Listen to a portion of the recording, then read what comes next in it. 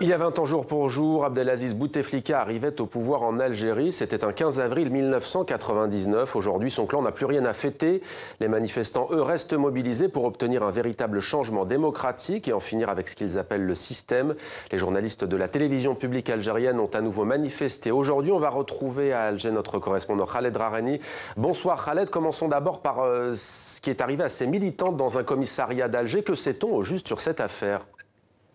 Alors, ce que nous savons, c'est que ces militants qui ont été arrêtés donc samedi après-midi près de la Grande Poste à Alger, parce qu'ils manifestent chaque jour à 17h pour dénoncer justement l'interdiction de manifester. Nous avons appris donc dimanche, hier, que les femmes avaient été dénudées, totalement déshabillées dans le commissariat par une femme policière habillée en civil qui leur a dit que c'était la procédure. Eh bien, cette information a fait l'objet d'une condamnation nationale. Les journalistes, la société civile, les partis Amnesty International a également dénoncé cela. Et au moment où je vous parle, eh bien, la police algérienne vient à l'instant de faire un communiqué bien, pour démentir cela et dire que ce qui a été fait, eh bien, c'est juste la procédure.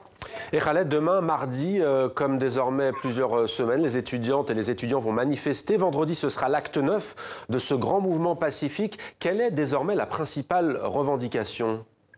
Alors j'étais avec les étudiants tout à l'heure parce que chaque lundi, eh bien, ils se réunissent, ils préparent des centaines de banderoles, ils font des réunions politiques, ils discutent de l'avenir du pays, ils font même des cours de secourisme pour essayer d'aider demain les gens. Eh bien, les banderoles et les slogans vont évoluer. Évidemment, le départ de ce qu'on appelle désormais les 3 B, Ben Salah Bedoui Belraïs, président par intérim maintenant, Premier ministre et président du Conseil constitutionnel, mais aussi dénoncer eh bien, la montée de répression de la police algérienne, surtout depuis vendredi dernier, puisqu'on a constaté que la police veut interdire les manifestations la semaine, mais même tente de les disloquer chaque vendredi.